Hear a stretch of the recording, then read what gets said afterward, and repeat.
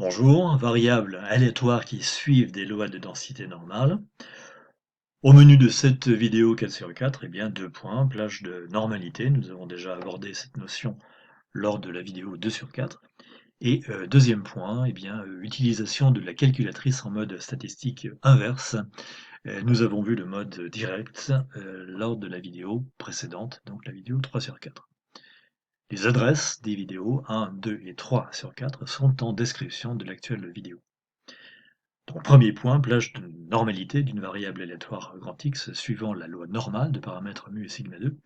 Eh bien, ce sont les intervalles que je vous rappelle ici.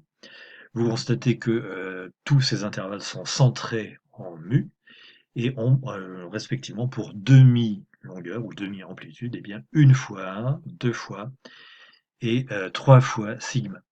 Alors souvenez-vous de la vidéo numéro 3, donc la précédente, où nous avons montré que lorsque x suit la loi normale de paramètres mu sigma 2, qu'est-ce que c'est que mu par rapport à x? Eh bien c'est l'espérance mathématique pardon, de la variable x. Et qu'est-ce que c'est que sigma? Eh bien c'est l'écart type de grand X. Conclusion, eh bien sigma carré, c'est la variance de la variable aléatoire grand X. Nous allons voir une nouvelle plage de normalité dans cette vidéo, eh bien c'est la plage d'indice 1,96. Autrement dit, mu moins 1,96 sigma, mu plus 1,96 sigma. Et cette plage est appelée la plage de normalité de x au niveau de confiance de 95%. Nous allons voir pourquoi dans cette vidéo. Alors avant de continuer, donc une définition pour tout réel K positif, eh bien l'intervalle P indice K égale justement à mu moins K fois sigma, mu plus K fois sigma s'appelle la plage de normalité de l'indice K de la loi normale N de paramètres mu et sigma carré, ou de toute variable aléatoire suivant cette loi normale.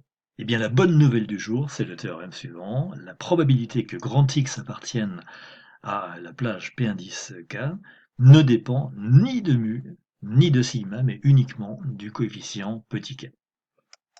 Alors nous allons voir ce que ça signifie graphiquement. Eh bien, vous allez constater que ça signifie quelque chose d'assez extraordinaire. C'est un petit bijou mathématique, donc restez bien à l'écoute. Bon, je prends par exemple cette courbe en cloche, donc correspondant à mu égale 5,3 et sigma égale 0,85. Bon, pour des raisons pratiques, mu est noté petit m et sigma est noté petit s par le logiciel. Autrement dit, x suit la loi normale de paramètres m et sigma carré, autrement dit mu et sigma carré, s carré. Bon, j'ai pris le coefficient k égale 1,44, donc l'indice 1,44. Et j'ai pris pour petit a eh bien, la borne inférieure de ma plage de normalité d'indice k, autrement dit c'est mu moins 1,44 fois sigma, et la borne supérieure, petit b, de cette plage de normalité d'indice 1,44, pardon, eh bien c'est petit b égale mu plus 1,44 fois sigma.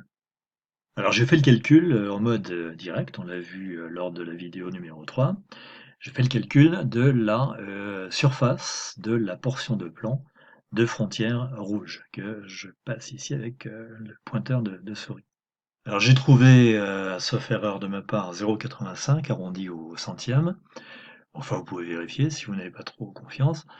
Alors quel est le petit bijou que je vous annonçais tout à l'heure? C'est que en fait, regardez, je change complètement les valeurs de mu et de sigma.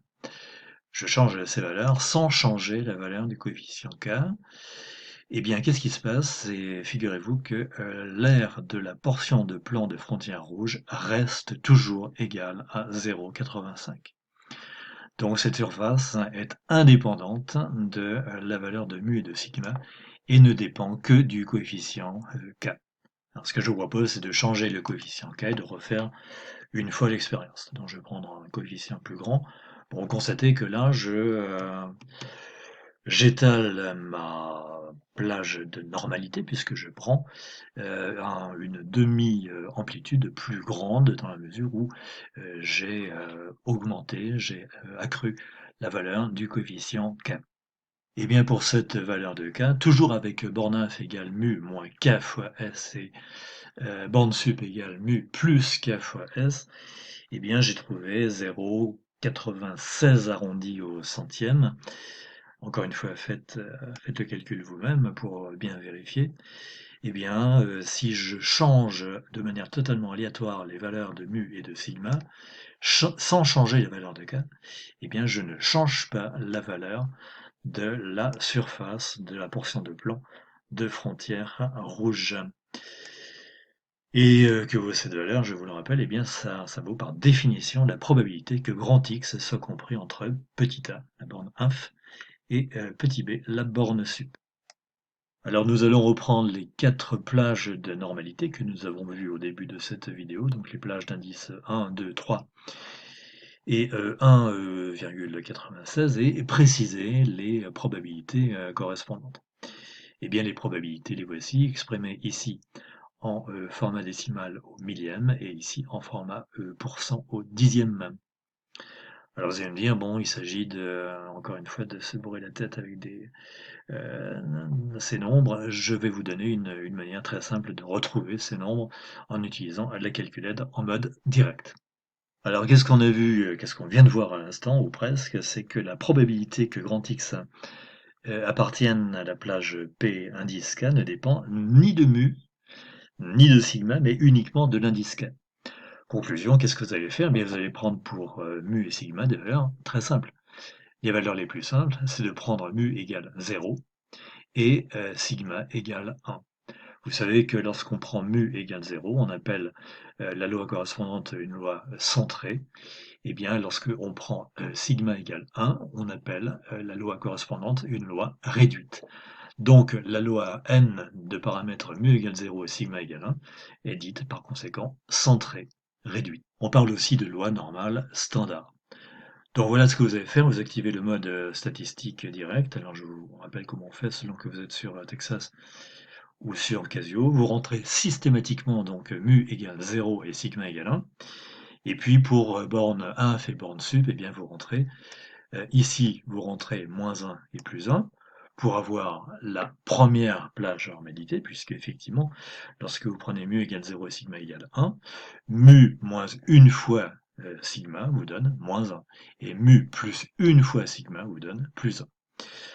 La machine vous affiche tous ces nombres-là, vous ne conservez que les 3 premiers chiffres arrondis naturellement au millième, donc vous gardez 0,683 et l'arrondi au format pourcent au dixième, eh bien ça va vous donner 68,3%.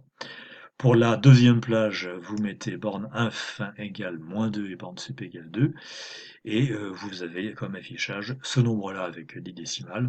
Ne retenez que les 3 premiers chiffres, et retenez le format en pourcent qui est assez agréable à retenir aussi, plus facile peut-être que le format décimal à 3 chiffres. Pour la borne, pour la plage de normalité numéro 3, eh bien vous mettez borne inf égale moins 3 et borne sup égale 3 et vous obtenez cette valeur-là. Donc là vous constatez qu'on est quasiment à 100% de la cloche. Bon, je vous ai rappelé la borne, la plage pardon, numéro 4. Pour une bonne raison, c'est bon, elle n'a pas d'intérêt en soi, c'est simplement pour vous montrer que à partir de la plage numéro 4, au dixième, on obtient 100%. Et vous remarquez quand même une chose, c'est qu'il faut aller jusqu'à la plage numéro 7, donc d'indice 7, pour que la machine vous affiche 1, c'est-à-dire exactement 100%. Alors inutile de vous dire que lorsque vous rentrez ces nombres-là, qui sont pour la machine respectivement moins l'infini et plus l'infini, la machine naturellement vous affiche 1.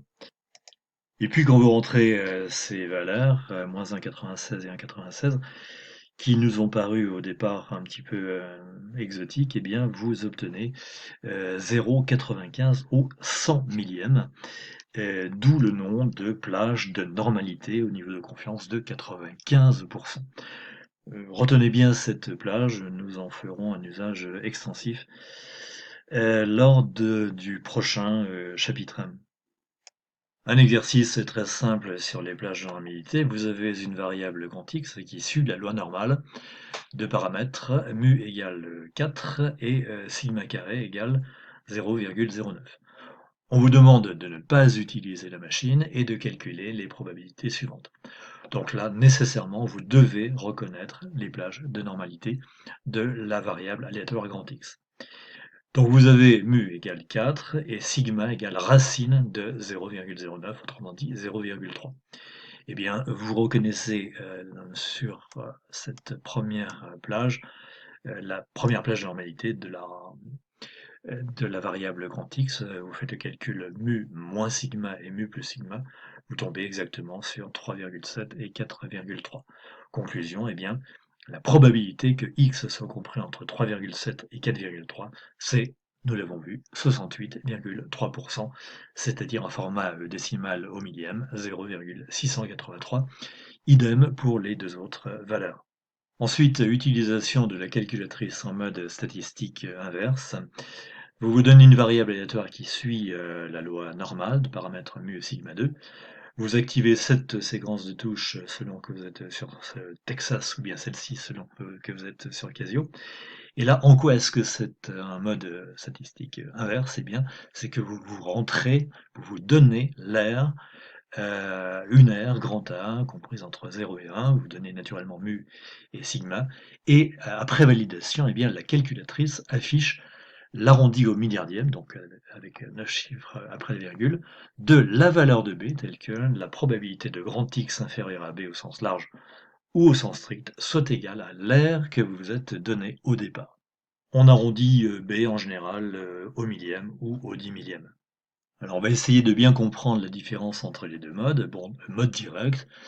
Alors d'abord, vous donnez naturellement pour chacun des deux modes, vous donnez le même mu et le même sigma. Donc ça, ce sont des données qui sont communs aux deux modes. Mode direct, vous rentrez la borne inf, petit a, la borne sup, petit b, et la machine vous affiche l'aire de la portion de frontière rouge qui, par définition, vaut la probabilité de grand X compris entre A et B. Donc voici cette aire. En mode inverse, la machine prend implicitement A égale moins l'infini. Donc vous prenez votre valeur petit a, pardon, et vous la chassez vers moins l'infini, et vous rentrez l'aire grand A de la portion de plan de frontière rouge. Donc vous rentrez cette aire-là, et la machine vous affiche le réel B, donc la borne sup, telle que la probabilité de grand X inférieur à petit b soit égale à l'aire que vous vous êtes donné au départ. Donc effectivement, il s'agit bien d'une espèce de calcul inverse par rapport au calcul direct que nous avons vu lors de la vidéo numéro 3. Donc un premier exemple, vous considérez cette variable aléatoire et on vous demande de calculer le réel b tel que la probabilité de x inférieur à b soit égale à 0,4. Donc vous rentrez le mode inverse, vous rentrez la valeur 0,4 qui vous a donné au départ. N'oubliez pas de rentrer naturellement mu et sigma qui figure ici. Vous validez et la machine vous affiche la valeur de b pour laquelle précisément la probabilité de x inférieur à b est égale à 0,4. Autrement dit, l'aire de la portion hachurée en rouge est égale à 0,4 pour cette valeur de b, la valeur affichée par la machine. Deuxième exemple, vous considérez cette variable aléatoire et on vous demande de calculer le réel b pour lequel la probabilité de grand X supérieur à b est égale à 0,2043. C'est l'aire de la portion hachurée en bleu ici sur ce dessin. Donc attention, vous devez rentrer comme R le complémentaire de l'aire de la portion hachurée en bleu. Vous devez rentrer cette R là, c'est-à-dire 1 moins 0,2043.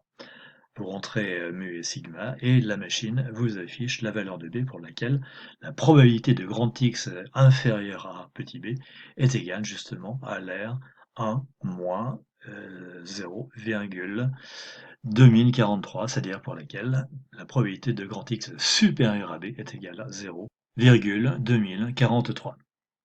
Bien, j'ai terminé mes 15 minutes fatidiques. Je vous donne rendez-vous pour la vidéo suivante.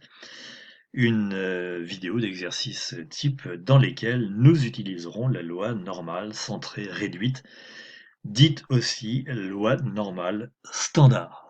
À très bientôt.